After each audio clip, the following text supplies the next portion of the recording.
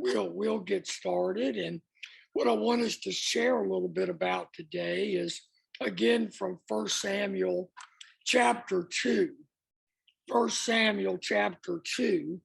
And last week we really talked about a very godly follower in Hannah and the prayer, but another part of Samuel's boyhood and developmental story and the story of what's going on in Israel, why he is so needed, is the story of Eli Sons.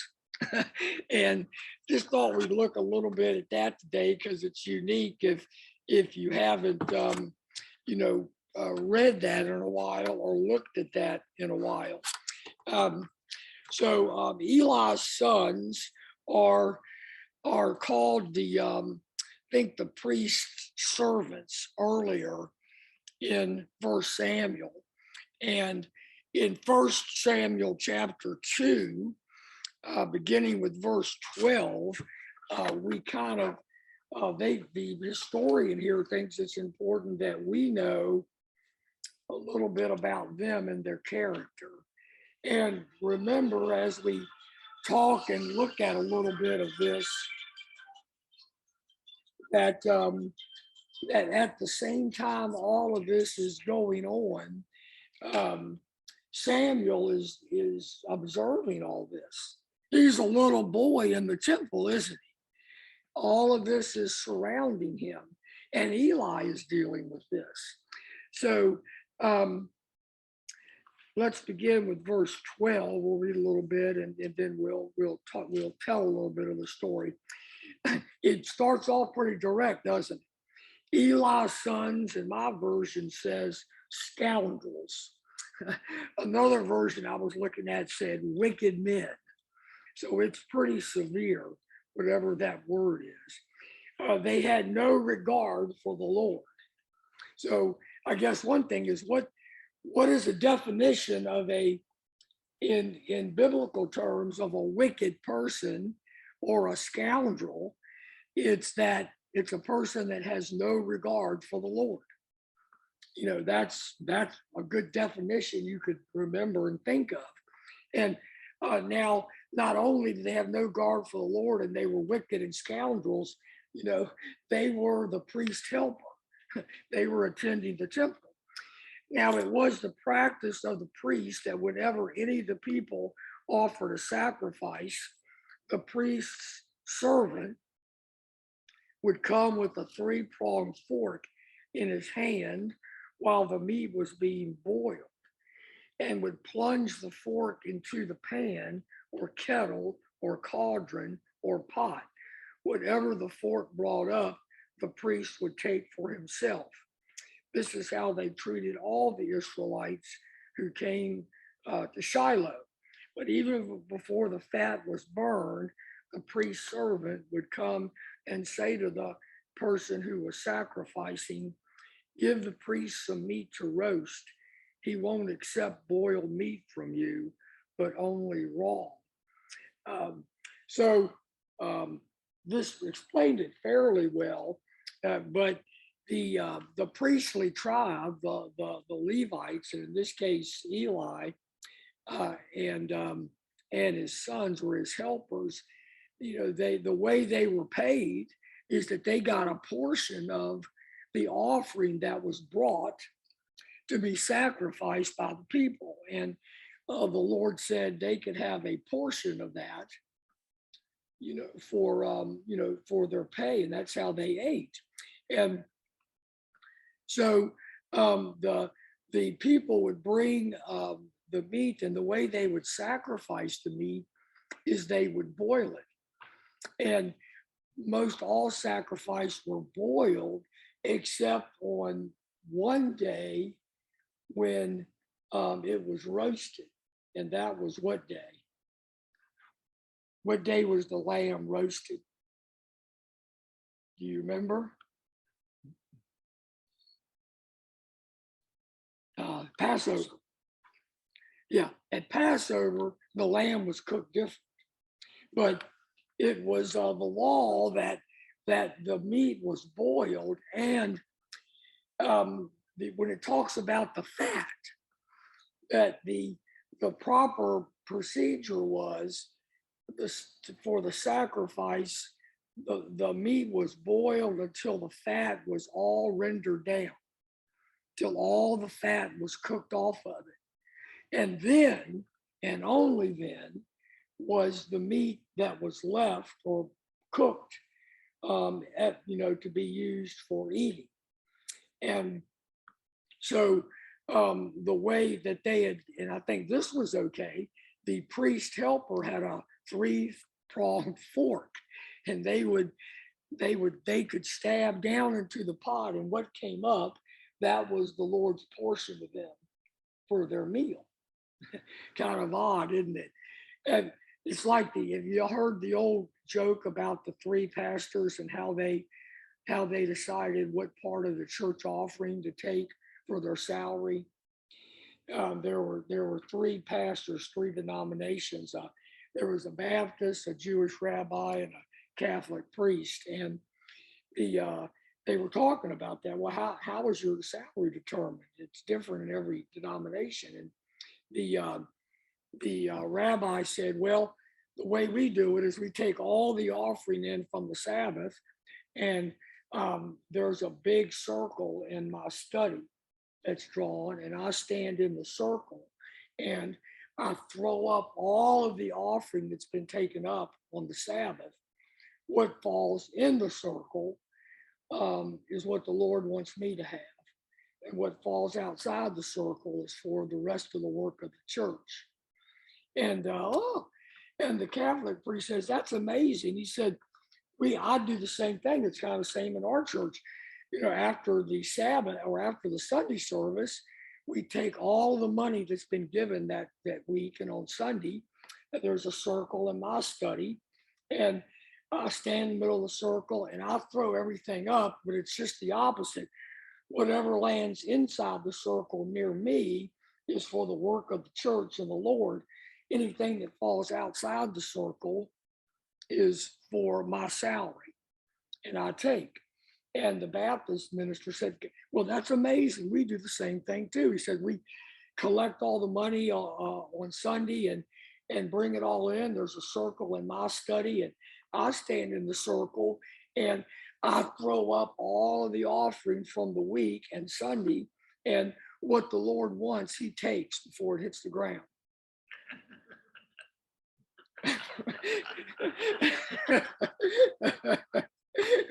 So that's a little bit of what is going on here. Phineas and Hanai, what is the other son's name? Hophni and Phineas, they're cheating the system. One, they are just disregarding God's law and God's way of tithing, because they're going in and they are putting the fork in before the fat has rendered off and down. And so they're getting a bigger chunk of meat, and they don't want it all the way cooked. They're getting it raw so that they can take it back and prepare it and cook it like they want to for their own pleasure. And this evidently in these early days of Judaism was just a blatant, horrendous sin against God. And everybody in town or that part of Israel knew it and knew that these boys were scoundrels. Now, the other thing that they did is down in verse 29, I believe. Let me see. I think it said that, or maybe it's before that. They would also go with the young women would be coming to the temple steps, and they would basically have sex with them. The prostitutes, or the women that were at the steps or the opening of the tabernacle of the temple. And I can't find those verses right now. 22, yes. He heard about what his sons were doing, how they slept with the women who served at the entrance to the tent of meeting. So these women who slept at the entrance, probably luring other men as prostitutes, these two guys were partaking of illegitimate fornication as well, and were scoundrels. And so what happens is that the Lord sends a prophet, doesn't he? And he predicts severe consequences for Eli's descendants. Basically says, God says, no one in your family will ever again reach old age. All of them will die violently. And Hophni and Phinehas would die on the same day, years later, at the hands, I believe, of the Philistines, who come and wage war on them and steal the Ark of the Covenant. And even Eli eventually will die. You remember how he dies? If you're looking ahead, he's on a stool. Yeah. Yeah, falls over backwards, sitting on a stool as an old man, and breaks his neck and busts his head open. Yeah, and so the history of Israel significance of this is that Eli's descendants and line of being the priest has finished, and there has to be a new priest and prophet appointed by God to carry on the work, and that's going to be Samuel. And so this opens the door for Samuel to take over that role when he is ready. So, all right, Will, some things to maybe chat about. We're not told, but you can imagine, just think about, what do you suppose how did this happen? How did his sons get to this point? What kind of style of parenting do you think Eli had while his sons were growing up? It doesn't sound like he had any style, did he? But you would think, or one would think, that in one way or another, he didn't put the time into his sons for whatever reason. And or either he spoiled them and turned the other way, or maybe his work as a priest he felt was too demanding and he didn't take time for his family.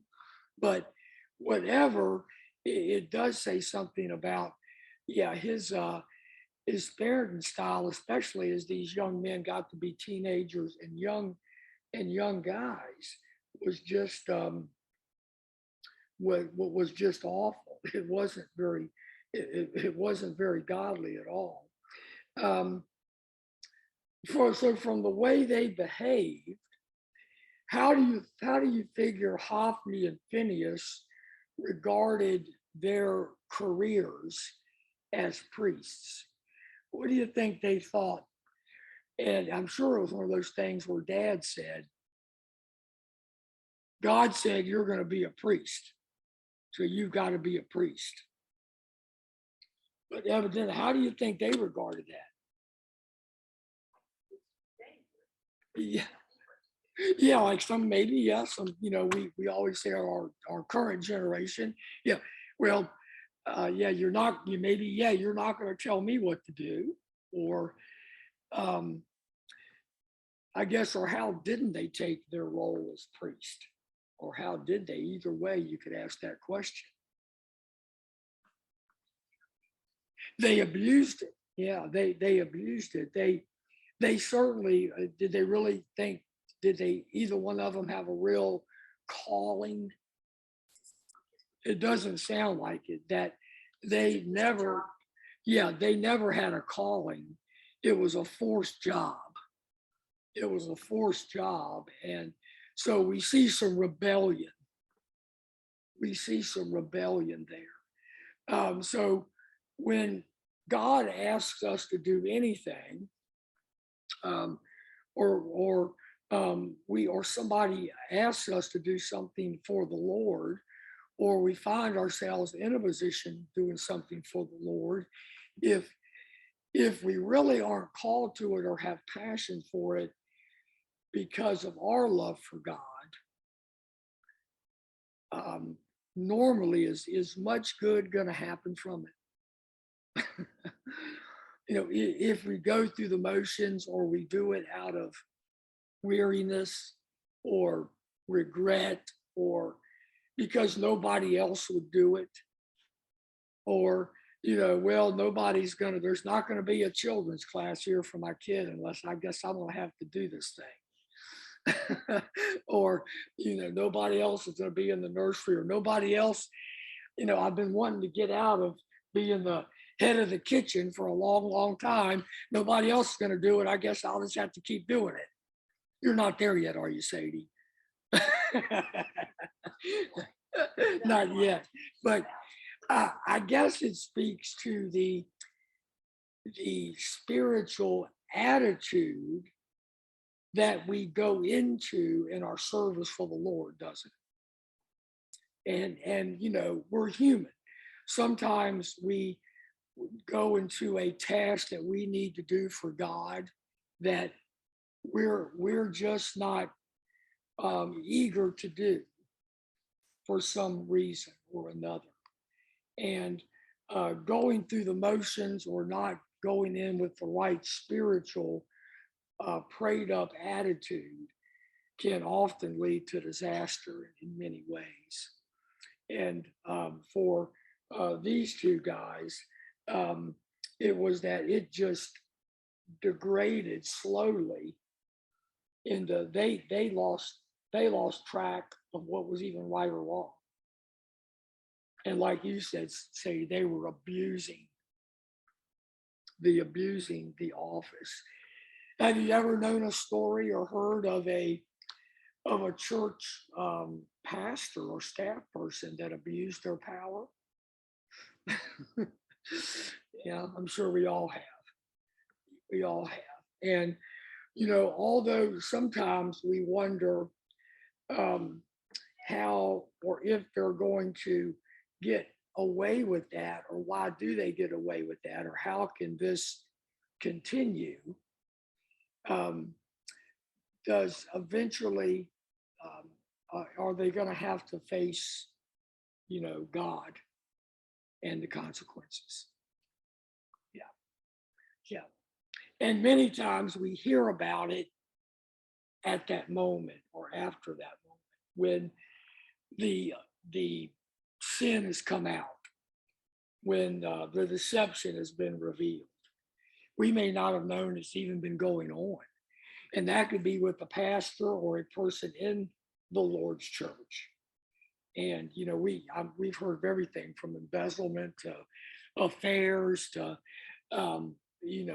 improper counseling or whatever it is.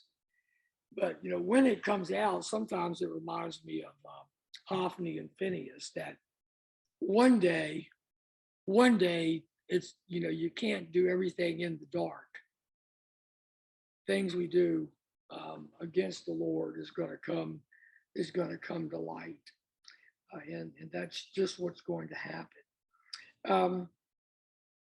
Well, all this time, Samuel is growing up. The Bible also says here, he's growing up in the Lord. He's ministering before the Lord under Eli.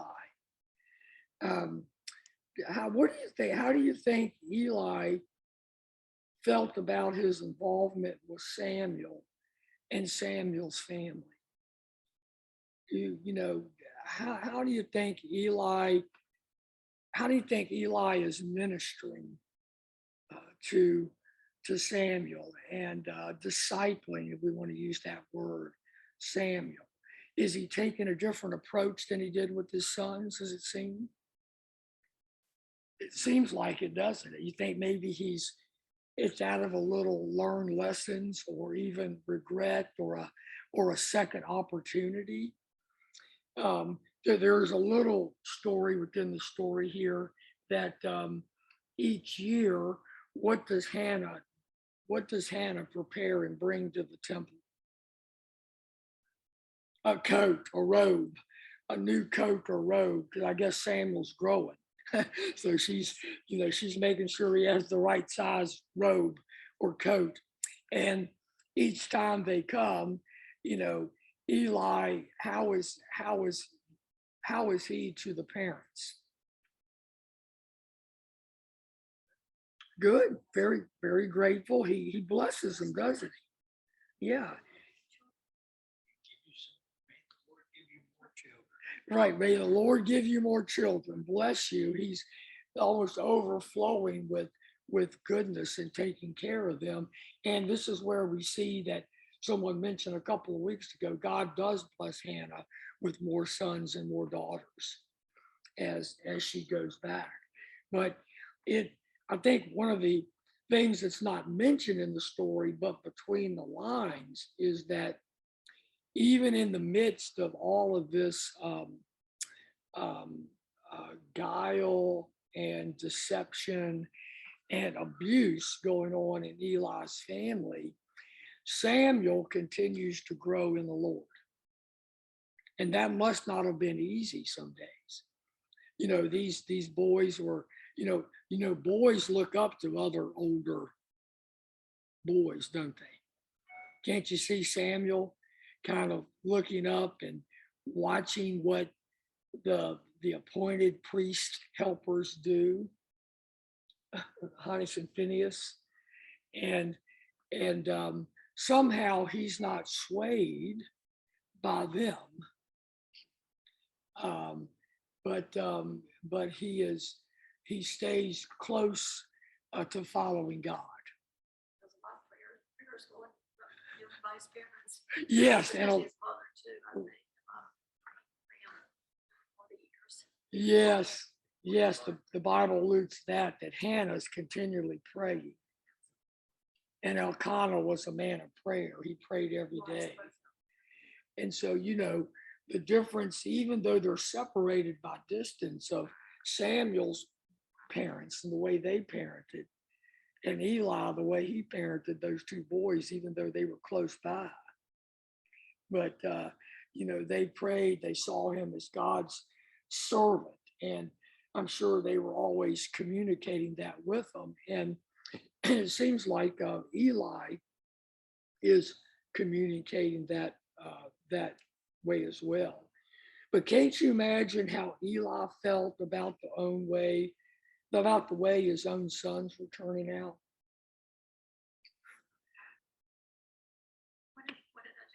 Yeah.